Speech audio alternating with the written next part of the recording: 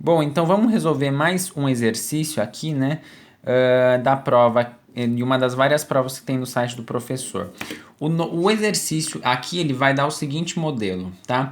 Ele vai dar um modelo de salário, tá? Em relação às diversas variáveis, entre elas educação, experiência e idade. Bom, em primeiro lugar, vamos lembrar de algumas coisas. Olha, salário se refere ao que? A minha variável dependente. A variável dependente, certo? Que é salário, ela vai depender das variáveis independentes, que é educação, experiência e idade. E o efeito de cada uma dessas variáveis nos será dado pelos seus respectivos coeficientes, ou seja, beta 1 vai revelar a influência de um ano a mais de educação sobre o meu nível de salário.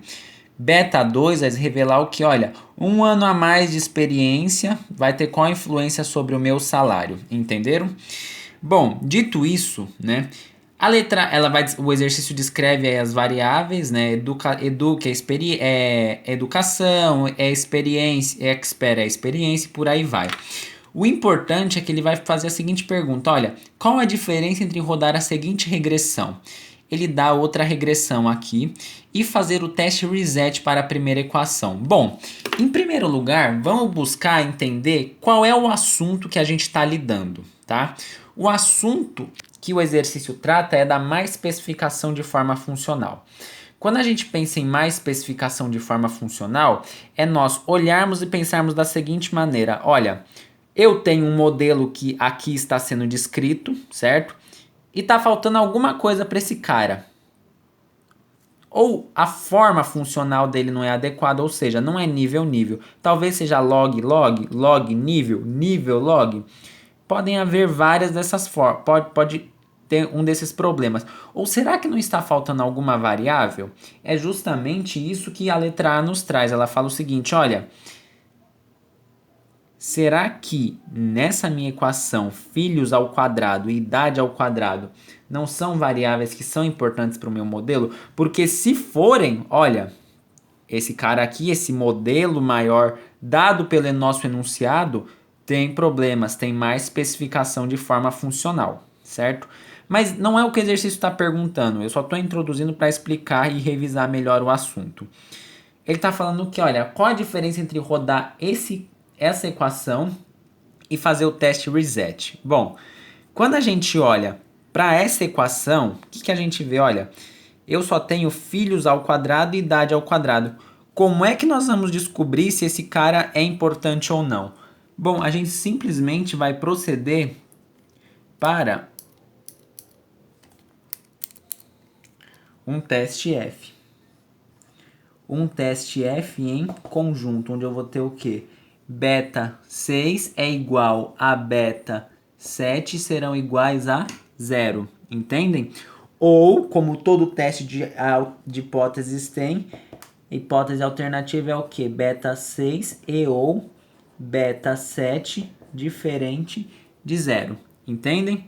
Ou seja, eu estou falando que, olha, na hipótese nula é o seguinte: nenhum desses caras são importantes. Na hipótese alternativa, um desses caras, ou quem sabe os dois, são importantes, porque eles são diferentes de 0.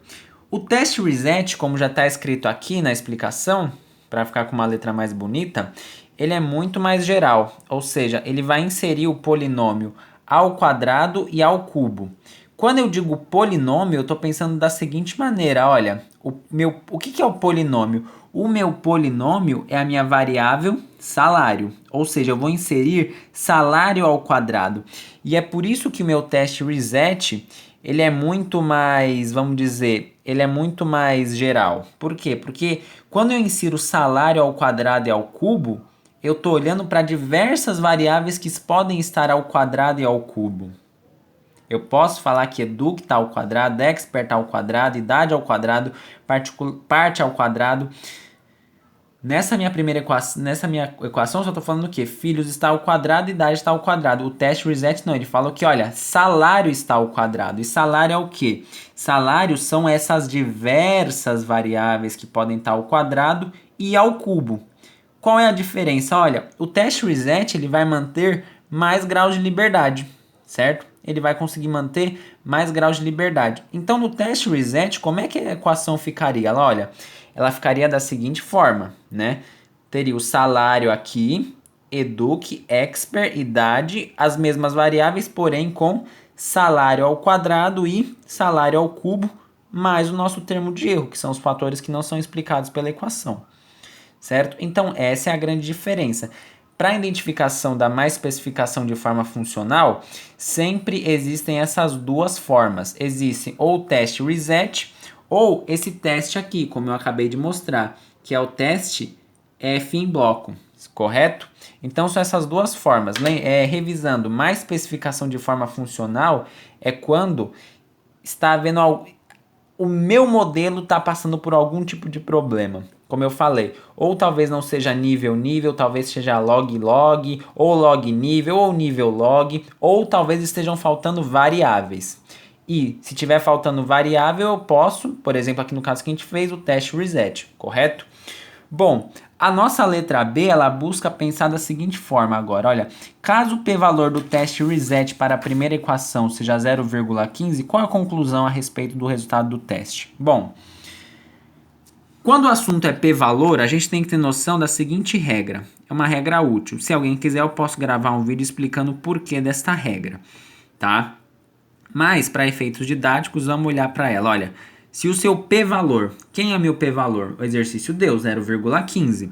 Ele for menor do que o meu alfa, quem é meu alfa? Olha, o seu alfa é o nível de significância. Ele pode ser, por exemplo, 5%, ele pode ser 10% ou até um nível menor, como por exemplo, 1%, certo?